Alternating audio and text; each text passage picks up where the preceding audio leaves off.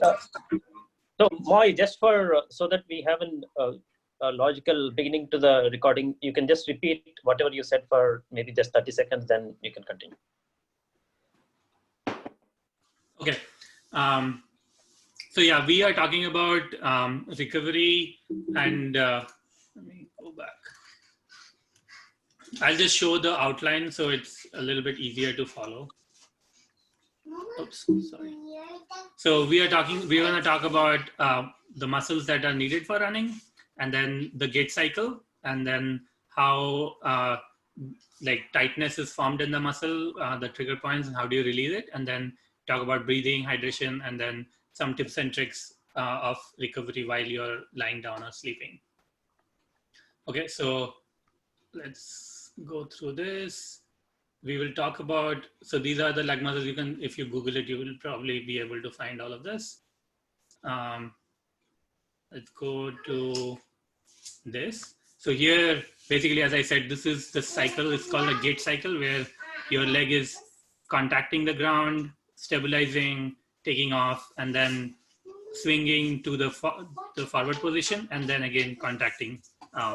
So what we need to know during these phases of the running is that what muscle is important in what phase, and what are the main muscle groups that we need to target.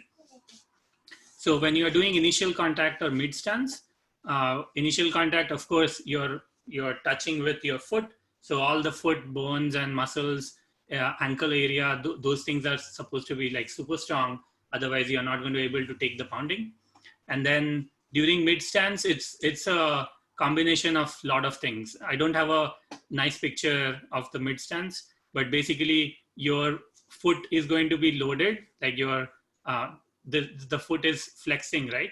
And so your calf is going to contract, right? And then you will use your hips, your abdominals, your back muscles, everything to make sure that your hip stays strong and it doesn't tilt on the other side. So if you are on mid stance on the right leg, you should not go like this. Your hip should, or your waistline should stay same, should not tilt like this. Otherwise, you are basically, if you have a weak hip and you are running, you can see your hip moving like this, which is not good. And then when you take off, of course, you can imagine this is like a rocket taking off from here. You're using your calves mostly because you are pushing off from your, like basically using all the energy that was stored in the calves. And then sometimes you're also, if you're sprinting, you are also using your foot. You are basically pushing off with your big toe and the rest of your foot, which is important. And then the next phase, when you are swinging, is when hamstrings come into play, because when you do flexion, like this leg is flexing and then you're rotating. So you're using hamstrings. And then once you cross mid swing, it's all about your quads, because the quads is basically pulling it to the front. So, I mean, all I want to say is that the core, hamstrings, quads, hips, which includes basically everything, these are super, super important, and calves. These are super important when you are running. So when you do strength training, you will see a difference when you are running. You will feel much better. And then, of course, comes the recovery. I also wanted to talk about just like briefly about how the muscle is. Like if you take a cross section, this is an arm muscle, but if you take a cross section over here in your arm, like right here, what you see is basically cross section through the muscle. So red stuff, or the like light red kind of stuff, is all the muscle. What I want your attention towards is what is called this fascia. So fascia is this white stuff which kind of covers or encases all the muscle, right? So what happens is, number one thing is muscles are more resilient to shock absorption than bones. Like if you are running and if all your joints are straight and you are pounding on the pavement, your joints are going to take it, and then you will have problems in the joint, you will have pain in the joints. But if you are pounding with a flexed knee, then your quads are taking the shock. So muscles it'll get sore, but it will survive. It's more resilient in general. But then this fascia, which is shown here, the covering, what happens is when you're doing exercise for a long duration of time, your muscles are constantly elongated and contracted, constantly doing that. So what the fascia does is to protect it, it basically forms these adhesions around the muscle. So just to give you an idea, this is not muscle. This is just a net, just to show you analogy. On the left is shown a normal muscle where everything looks great. But then once it goes through this like constant pounding exercise, whatever you do, what happens is you form these like adhesions, right? And this is what we are trying to avoid. Like, irrespective of what you do, you will definitely form adhesions or knots when you are running. So by doing recovery, by doing foam rolling and other kind of massage, you are avoiding, you're basically bringing your muscle back from here to the normal state, which is what you want, and that will help you improve your athletic performance. So bottom line is you need to just put gentle pressure at these trigger points or these adhesions. And this is the core concept of foam rolling. So foam rolling is all about just finding a point which is knotty or like which hurts, like an adhesion, and then just put slow, gentle pressure, deep breaths, and it'll slowly release, and then it'll relieve itself. Okay. So just to give you the different points that we follow when you're doing foam rolling is basically you do a scan using your foam roll from one joint to another joint. You find your tight spots that I was talking about, which are the adhesions, and then you stay around the tight spots while dynamically moving. Let's say if I'm just giving an example, if I'm foam rolling my hand, I would come to a point. If I find an adhesion, I will start moving this, so that with this dynamic movement, that adhesion will slowly melt away. Yeah, deep breathing will help a lot. Like you just, what I do is I turn on Netflix, I'm watching Netflix, put the foam roller and then find a spot and just keep watching. Then if your mind is kind of distracted, then you don't focus on the pain. You just keep doing it, and it works very nicely. Generally, foam roller should be perpendicular to the muscle. If you go parallel, of course, it's not gonna, because you are trying to get it to, like you're getting to a pressure point. So you need to be perpendicular. And then, I'll show. So the order to remember is like you would start from top to the bottom. So start with glutes, do hips, ITB, hamstrings, quads, and then calves. So this is basically covering almost all of your muscle groups, which are important for running or might have become sore from running. But what about getting to a psoas, that muscle which is hidden in your abdominal cavity? So we will get back to that when I'm showing you all the massage tools. Okay. Finally, last thing before we switch to showing you a demo of foam rolling is the biology of feet. So as you can see, as you saw in the images that I showed, where in the running gait cycle, foot is the first thing that that hits the ground, right? And it's a pretty complicated structure. It has 26 bones in each foot, so that's 52 bones in total, connected by 104 tendons and ligaments. So it's like a pretty amazing engineering feat right there. And then that's like more than 25% of your bones in your body are actually in your foot. So you need to remember, I mean, if you're running, your feet are most important, like, because if your feet is hurting or if you have a problem with your feet or a stress fracture or whatever, you are not running. There is no way you can run. And of course, for daily lives, your feet are important. And just to give you an example, when you strike the ground, like I showed here with the initial contact, you are striking it with 3x the body weight, because you are basically falling, right? And if you are 150 pounds, if your weight is 150 pounds, that's 450 pounds per foot strike. And if you are running a mile, which is about, if I take the cadence to be 170, I think, then you are putting in 765,000 pounds of weight per mile. That is a lot of weight. And this, I mean, this is just a mile. If you're doing a half marathon, imagine how much. And if you're doing a full marathon or ultra marathon, it's just amazing how much pounding your foot can take during a run. So you have to make sure that your feet are healthy as well. So, okay, let's switch to video. So I'm going to stop sharing and just show my video and show you how to just a few things that we do during foam rolling and other things. Other massage tools that we have gathered over the years. So foam rollers come in many, many flavors. Oh, by the way, before I start doing a demo, does anybody have a question? Anybody, any questions? Nope. Okay. Let me ask the question. Like, how many of you know what foam roller is, and how many of you own or have used a foam roller? So, because I think in the experience we had, we figured that a lot of you don't know what foam rolling is and why it should be done. So we just want to know if you guys know what foam roller, and you can speak out, guys, please. Let's make it a little more interactive. I have it. Opposite question, Mir. I think you should ask who doesn't know or who doesn't have.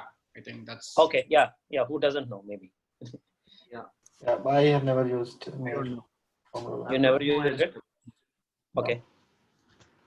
Okay. Anyone else who doesn't know what foam roller is? Okay. So if you don't know, maybe you can. Sorry. I don't know foam roller. It's Mayuri here. Oh, hey, Mayuri. Okay. So yeah, it's really important that this is one important tool which we should have it for any, not only for running, for any activity that we do. It's a must. So please make sure that you get something from Amazon. It costs maximum of 20 or 50. You have varied things there. Maybe then, Moy, can you tell what's a good foam roller to get, and then get started? Thank you. Yeah. So I was going to say there are different kinds of foam rollers. You will probably find like 20 different kinds. So in general, the most basic foam roller is this. This is like a styrofoam or a foam-based foam roller. If you have never done foam rolling, I would recommend either starting with this or like a trigger point foam roller, because it's Karthik, if you are there, maybe you can show your foam roller, the trigger point one. So the reason I'm saying that is because this is a little bit soft. So if you start with the most hardest foam roller, then it will hurt so much that you might like do damage to your muscle. But once you get used to the pressure, you can graduate to things like this. So here, this is like really hard stuff, and it also has like ridges, and it really helps. But if you have never done foam rolling and if you start with this, it will hurt like crazy.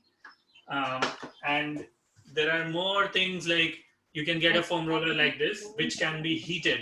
So you put it in the microwave for 2 minutes, it becomes hot. And once you apply heat on any muscle, it's much easier to foam roll. So you can see this pink foam roller that Karthik is showing. That's the trigger point foam roller, which is really good also. And this was patented, so this has a very nice, pattern. So you could do like multiple exercises, different types of exercises. Yes, exactly. So I would recommend either this. This thing is probably $10. Trigger point is, I think, $20. Other things you don't have to worry about. Like if you want, you can always graduate into better foam rollers later on. Okay. And Moy, one other quick thing. Yeah, go ahead.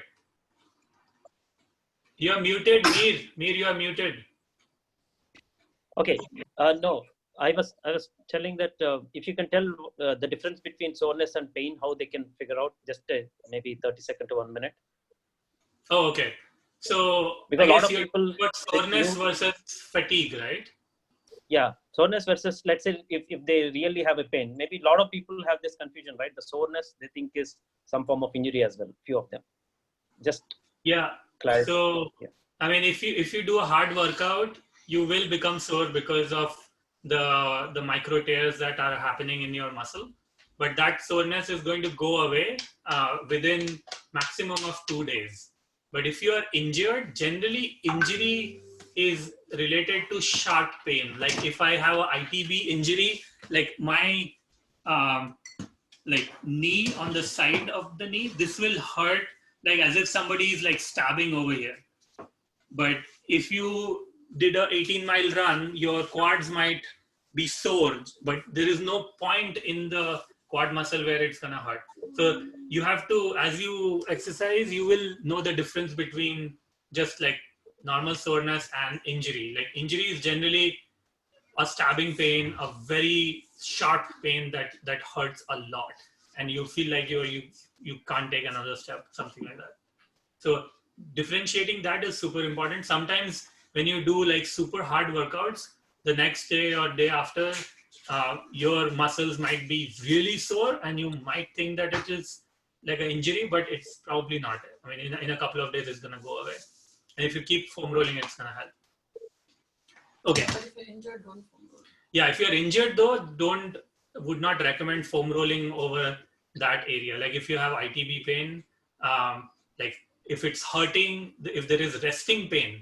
So the thumb rule is, if there is resting pain in any area, like injury kind of pain, don't foam roll on top of that. But if there is achiness, which is soreness, then you foam roll and it'll help you. Okay, so just quickly, I'm gonna use this foam roller because it doesn't roll around. I like it a lot. So I'm gonna just show you how you're supposed to do it. So let's say I am doing my calf muscle, right? And we are going to do the whole set of foam rolling, like from top to bottom on Friday. So today I'm just showing you basics of how you foam roll. So if I'm doing my calf again, as I said, there is upper calf and then there is lower calf. So what I do is I would scan from the ankle all the way to the knee. Okay.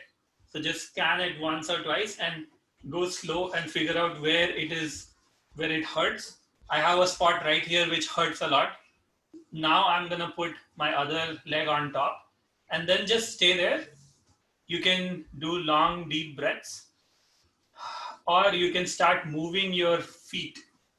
If I'm moving my feet, I am trying to relieve that adhesion which is over there. It's like massaging. It's like kind of massaging at that point. And that's the concept. So as I said in that, the slide that I showed, you scan from top, like from one joint to another joint, find a tight spot, stay there, breathe, and then you can figure out what movements can you do and release that area. Okay.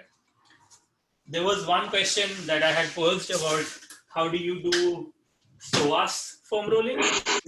You can't really, like, because your psoas is like here in your abdomen, it's fine. Like inside here, you can't really put a foam roller in there. It's not gonna do anything. So you need something like a big ball, something like this. So you would have to basically sleep on top of the ball. I don't know if you can see it. And then flex your leg to get a psoas massage in there. So there are ways to get to every single muscle that is in there in your body. Also, there's some yoga stretches. Oh yeah, there are definitely some yoga stretches and stuff that we can do for psoas. We can talk about it on Friday also. So we really wanted to talk about a few other things which are not really foam rolling, but things that we have picked up over the past however many years. Number one, one of my personal favorites is this thing. This is basically a car buffer, something that is used to shine. After you put a primer coat on a car, you put the main paint and then you shine it. So this is called a car buffer. when you connect this car buffer to a rheostat like this one, what you have in your hand is a massage. So with the rheostat, you can control this movement. Okay, so I can control how much it is moving, so how fast it is moving or rotating. And now this is my personal massager. So I can start from the top of my head, can go to any part of my body and just massage myself. And super cheap, 20 bucks, I believe. And that's probably $5. So it's like definitely a great investment that we have done in the past however many years. Another thing that I wanted to show was I talked about foot being super important, right? You need some kind of a small ball. It could be a golf ball. It could be this kind of a trigger point ball. Use this to massage your foot. So just throw the ball, and then again, similar concept. You put your, Is it too dark? I don't know, it should not be. I can see myself. Yeah, we can see. Yeah, just put maybe like 50 to 60% of your body weight on your foot that you're massaging, and go through. Basically, think of it as like vacuuming a floor. You don't want to miss a spot. So you don't want to miss a spot under your foot. So go through the arch, go through every single point on your foot. And again, if you find a spot, just stay there and put a little bit more pressure, and you will see slowly it's gonna release. So this is, yeah, I showed them. So this looks like coronavirus, if you can see. Bad word. But it's we have two of these, probably more, because we put some in our office when we used to go to office, those old days, and we could do this like foot rolling while you're sitting at your desk. You're doing something, you're having lunch, you can just keep rolling your feet. Last thing is another hack, I would say. This is a lacrosse ball. You can get one ball for $1 on Amazon. So lacrosse balls are really good for any kind of like, these are pretty hard, and it's not like tennis ball. So it's pretty hard. So, but it is made out of rubber. So it's really good on your body if you're trying to roll any place. So you can do this, or you can take athletic tape or any tape for that matter, and then create these guys. So this is 2 lacrosse balls. This is 2 lacrosse ball with a golf ball in the center. So these are for your spine. So like if you have lower back pain or even upper back pain or like shoulder mobility problems, you probably have some kind of problems in like what is called, what is it called? Shoulder. No. I forgot the name. Anyways, doesn't matter. So you have 2 sets of muscles that go along your spinal cord. And so what you are trying to do is you avoid touching your spinal cord, but then you are trying to massage the rest of the muscle. So this goes, this goes along the length of the whole vertebra. And of course, I'm not gonna do it sitting up. I'm gonna lie down and then do that, right? So these are things that you can easily make if you invest a little bit. And then like these things you can also of course buy. I think if you buy these, each of them are probably like 20 bucks or something. You can of course buy them, but it's easy to just make them and just keep using. Is there anything else you wanted to show? I think that's it. I mean, yeah, okay. So let's go back. We should finish in 10 minutes. Oh, it says host disabled attendee screen sharing. Can you enable screen sharing, Kaushik? Yeah. Does it work now or? Yeah, it's working. Thanks. So Moy, before you close the call, let's have our quick mentors. No, I have 3 more slides. Okay. Yeah. And Yeah, all of you, please stay on. I think let's have some. We'll introduce you who our mentors are and what we are going to do. Maybe those who want to join in July, it may be helpful. And we also want to know the runners or the participants who have joined the call. Yeah, go ahead, Moy. Okay. So I wanted to talk about breathing. So the bottom line of this slide that I want you to remember is nose is for breathing, mouth is for eating. And you have to basically just digest this fact, and you have to, if you go by this mantra, I can guarantee you that you will have amazing athletic performance. And I have seen that for myself. And the reason is nose breathing is very calming. It's normal way of breathing. That's how you have evolved. That's how you're supposed to breathe. And when you're mouth breathing, your body thinks that you are gasping for air. So it's very stressful for the body. It's not only bad for you in the short term that you are losing athletic performance, it's actually really, really bad for your body in general in a chronic way. So you might have problems with cardiovascular diseases and other chronic diseases like diabetes and things like that. So like just don't do mouth breathing at all unless you are like sprinting in the Olympics. There is no point of mouth breathing. Okay, so just don't do that. If you cannot run faster, if you are mouth, like if you are nose breathing and you're going slower, it's okay. Let your body acclimatize, let it go, and you will see differences. So it takes a long time to retrain your nervous system to nose breathe, because especially while running, because the way we are like wired is that whenever you have issues of flow rate, like whenever you can't get enough oxygen, your mouth automatically opens. That's how it's a survival instinct. But then the problem is that if you keep doing that, you are affecting a lot of things. So you have to retrain your nervous system that even if it is hard to breathe, I will breathe through your nose. How do you do that? It's really difficult. And I can tell you from my personal experience, it took me like 3 to 4 months to retrain myself to just do nose breathing. So yeah. So main benefits, as I said, athletic performance. I mean, there is a lot of science behind it. I'm not gonna bore you with all of that.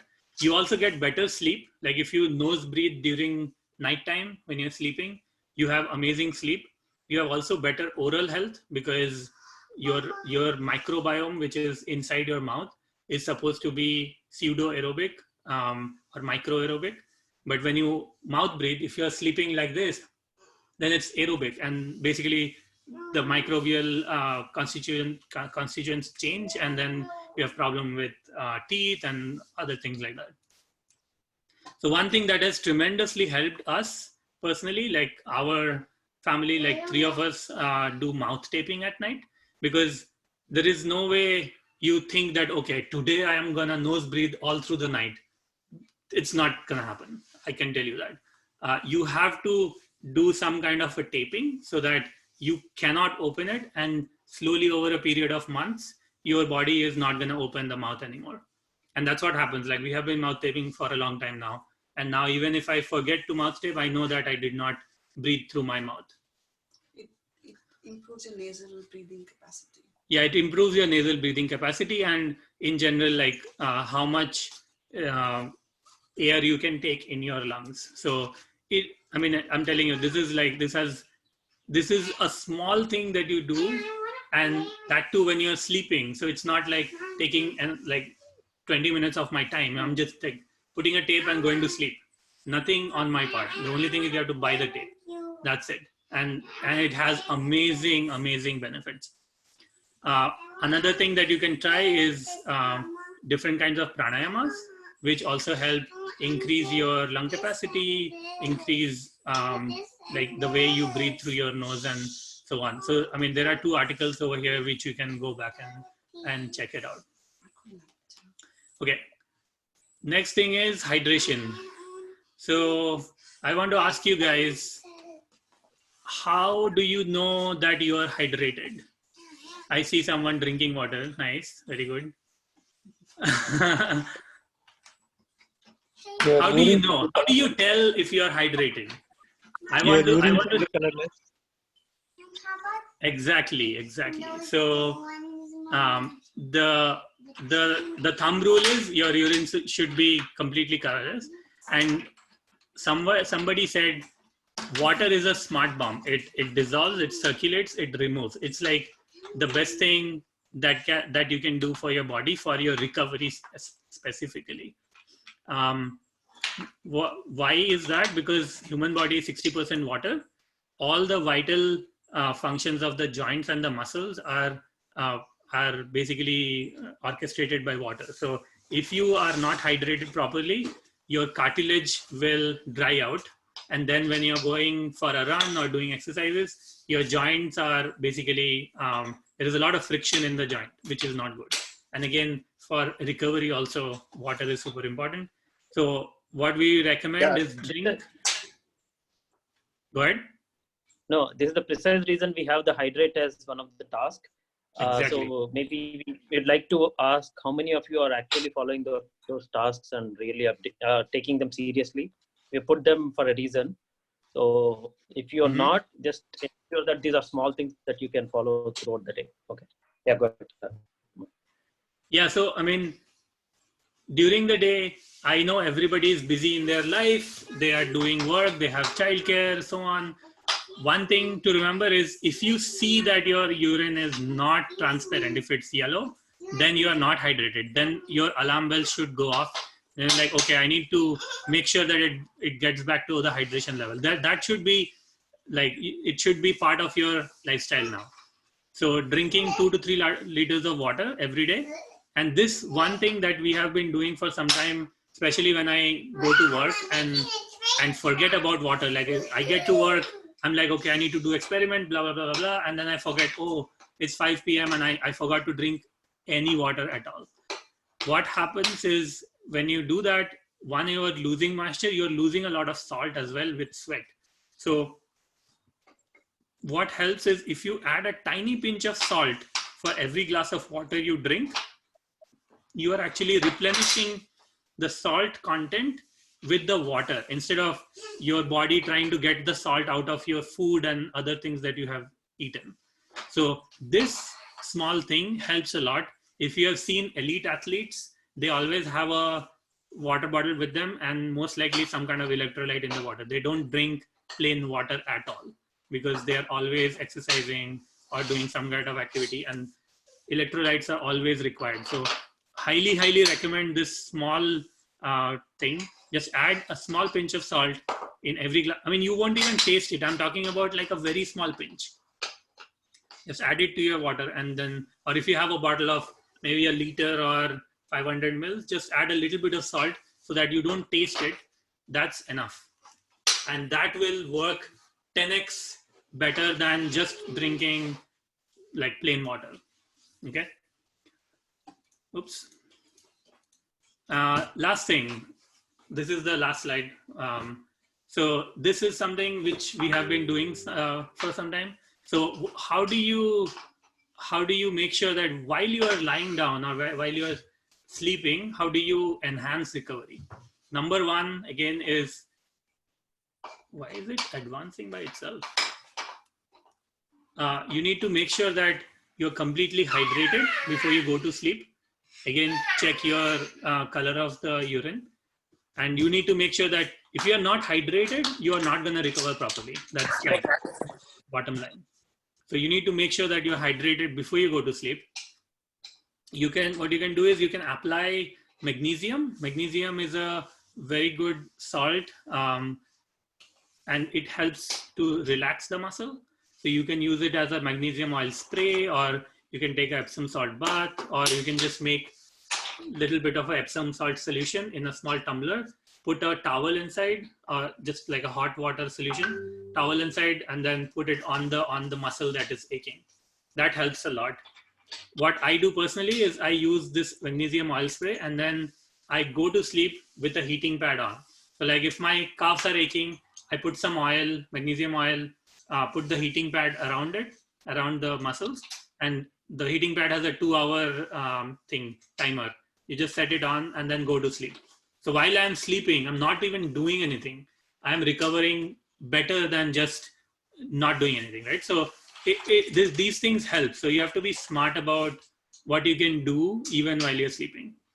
Last thing, oh no, not the last thing. So you can take your foam roller or your massage ball with you to sleep. Let's say you have a aching, I don't know, hamstring, which is giving you trouble for a long time. So what you can do is just take the foam roller with you. Like if you have a small foam roller, or if you have a ball like this, you can just take it with you. When you're going to sleep, just stick it in there and go to the trigger point where it's aching, and just stay there and go to sleep. When you wake up, it'll be gone. It's amazing how the human body adapts and recovers. Last thing, which I have been doing recently, and it's amazing, is sleep in a stretching pose. Like if you go to sleep and you know that your hips are kind of tight, and you know that you want to go for a run next morning, and it would be nice to have very elongated hips and stuff like that, you can go to sleep in these postures. Like the one on the bottom is basically like the butterfly pose, but you are reclined, and then here you are just folding your legs. So this is a good ITB stretch. The bottom one is a good hip stretch. There are other things that you can figure out, and you can just do that. And these are things that you can do. Again, you are sleeping or lying down, so no extra effort on your part. You can do it while you are, I don't know, reading a book before you sleep. If you think sleeping is a problem, like sleeping in this posture is a problem, then just read a book and do this. So again, summary, bringing everything back. Treat your body like a new Lamborghini. Please invest in maintenance. As I said, foam rolling, all kinds of things for recovery, hydration, and be smart about exercise, which Mir is making sure that you do exercises properly, as well as recovery. So listen to your body. Like if you think, oh, it's gonna hurt or it's hurting, whatever it is, listen to your body. If your body is telling you to stop, you can stop. You can just take it easy. Know your major muscles in the leg and the core and strengthen them. As I said, in running gait, you need these big muscle groups to make sure that you are stable and you can keep going for long periods of time. You need to strengthen them. Foam roller is your best friend. As I said, it's amazing how much time you can spend with a foam roller. You can probably watch a whole movie while you're foam rolling. And you can spend a lot of time on each muscle group that you have. And I mean, sometimes it's a love-hate relationship, because when you start foam rolling, I remember when I started foam rolling, like when I started running 10 years ago, it used to hurt a lot. And I would be like, oh my God, it's hurting so much. How can it be good for me? And, you know, like when you do foam rolling and your muscle relaxes and you get rid of all your adhesions, and next time when you go for a run or go for exercise, and the kind of feeling that you get, like, oh my God, this is amazing. So I'm telling you, this is like, and you can hear from others in the group, foam rolling is like the best thing you can do for yourself. Be mindful of your breathing patterns. Again, another small anecdote. We live in Menlo Park. I work at Stanford. So I bike to work every day. And what I realized is my breathing pattern during biking was mouth breathing, because I'm biking with a buggy or whatever, it's cold. I'm always breathing through my mouth. I realized this.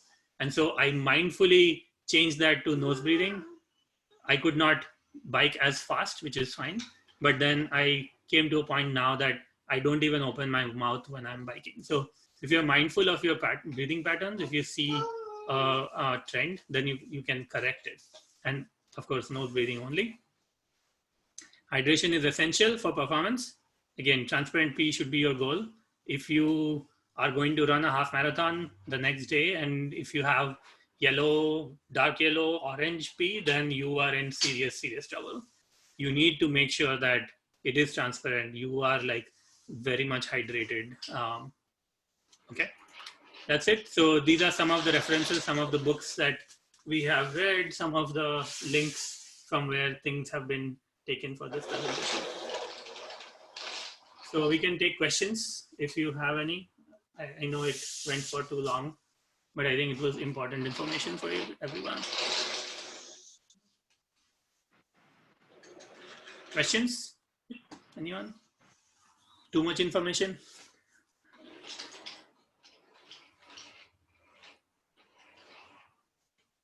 Okay, while we are waiting for questions, we have, I just would like to introduce our mentors who made all this program possible. So Karthik and Poonam, they've been our power couple, as we call them. Like they've been running, they are the ultra marathoners. We talk about 10 miles, they talk about 100 miles, 50 miles. So I think we can't see you, Karthik, but Poonam we can see. And we have Kaushik and Ashish.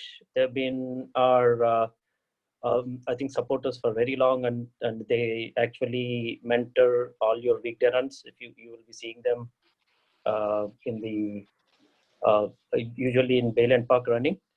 And we have who else is there? Let me check. Sorry. Okay, Karthik, can you show your camera, please? You want to see the ultra marathoner? Okay, we have Piyush. Piyush and Bhaskar. So Bhaskar is in Fremont. He's going to lead the Fremont running group, and Piyush is going to be in Sunnyvale. And Piyush and Priyam, they have been our supporters, and they're doing amazing work for this aid COVID relief work. So you can reach out to them for any questions on that front. I guess, did I miss anyone from the mentors? Chetan, Rashmi. Oh, they are there. 1 second. Chetan and Rashmi. Rashmi and Chetan, you would have already seen if you attended the yoga session. That was phenomenal. And Chetan started off with BARFI last year, and he did how many races? Chetan, 10, 15. You see all the medals you had in yoga room. I guess I haven't counted. Okay, so it's amazing to see all these guys with us and doing great things. We hope you'll also get there. And any questions we could take and close the call. So Ashish Srivastava, do you have any questions? No, Mayor. Okay, get a foam roller. I I heard you say you're not you don't have it, right? You definitely I should have have not it. used it. Yeah, so I'm new Yeah. to running. I actually joined one of your first trial. Yeah. Yeah, it helps in recovery for any form of activity, not only running. Oh, I'm sorry, Okay. I missed Gopala. Gopala has been the inspiration for the group. He's the mentor, going to be mentored this year. So he has actually gone through health crisis, and just immediately after that, he came up and ran the SF half marathon. So he was actually in I think emergency, but his willpower was amazing. And okay, then who else we have? We have Birendra and I think Asha. Hey guys, so good to see you. Hopefully you're following the things that we've been trying to do. Yes, nice to see you all as well. And thank you for doing this. Okay, I guess. Okay, Mayuri, we already spoke. Mayuri, you should also get the foam roller. And Yes, I think sure. Deepa. Yeah, Deepa, you should be knowing our BARFI group because you ran with us. And Priyanka, are you this year or last year? Past Hello. participant or? Hello. Yeah, Hey, I Priyanka. participated last year. Actually, Piyush introduced me to BARFI group, and I did actually last year, and I didn't do last year, but I was planning to do this year, and we'll see in July. Yeah. Okay. Yeah. No problem. I think welcome to the group again. Yeah, you can join our weekday sessions and also try to follow the tasks, small tasks which could change a lot, which is primarily focused around diet. I started following that, and I'm really liking it, and it just pushes me to do some work during office hours. Yeah, the main intention is these are small things which we tend to ignore, but they can make a lot of difference, like hydration and all. Hey Yes, Ashwani, yes. I think you know our drill. Ashwani, hi, good to see you. Yeah. And Hi. who is this NM? I don't see.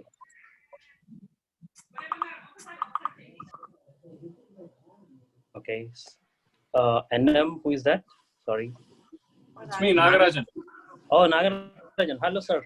Yeah, Nagarajan is going. We're going to have session from Nagarajan next week on Monday. He has acupressure techniques. He's going to let us know, which will help our feet recover, and we'll also go through some form of meditation. Good to see you, sir. Thanks. Okay. Okay. Thank you all, and also remember. Yes. Sorry. Yeah, so I wanted to ask, are you going to upload every day's like recording on BARFI app? Yes, we are going to upload. So I already put the Tuesday because one there. Yeah, We will have everything in the info section. So this recording also will be available in the info section. okay, thank you.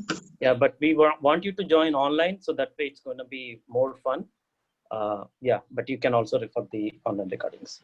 Yes, definitely. No, after 21 days, that will help, right? That's why I'm asking. Okay. That's a tricky question. Let's see if we can still maintain the access to the app. Let's see. Okay, we'll think about it. Okay, cool. Sure. Yeah, and one quick request to all of you guys is that if you could also support the AID COVID relief activities. If you need any information, reach out to Piyush and who else is helping you, Piyush? Yeah, Piyush, Priyam obviously, and Shashi is also there. So anyone? Yeah. Okay. Cool. Any other things to add, Moy? I mean, we can ask people if they have any feedback to make these sessions better. If you want to see a certain topic covered or a certain kind of exercise that we would like to do or things like that. I mean, we are definitely biased towards running because it is a running group. But I think if you train for like run specific exercises, you will be healthy in general. So it should not be a problem.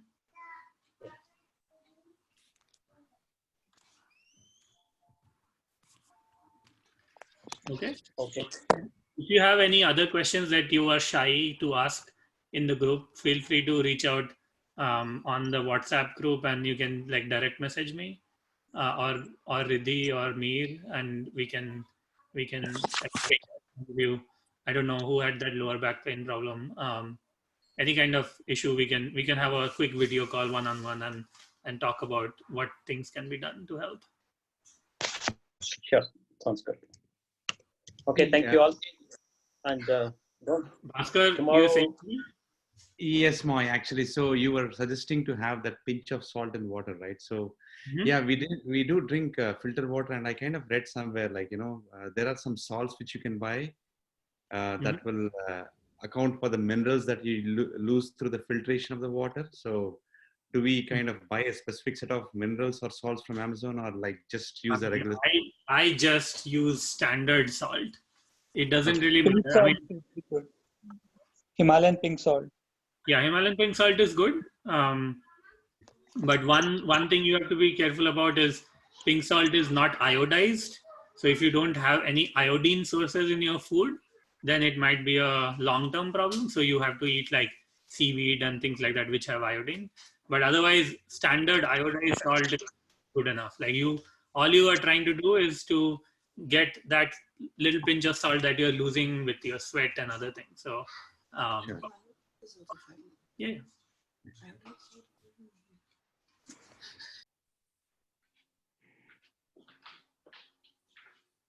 Thank you. Hi, Shanu. Okay, she is our cutie pie, the youngest runner in the group. She went for a half-mile run today with her mom. Wow. They ran together.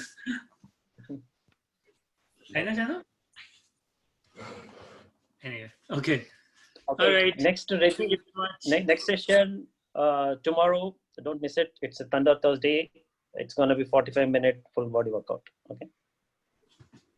All When you right. say full body, you mean full body. Yes. Year's workout. Yes.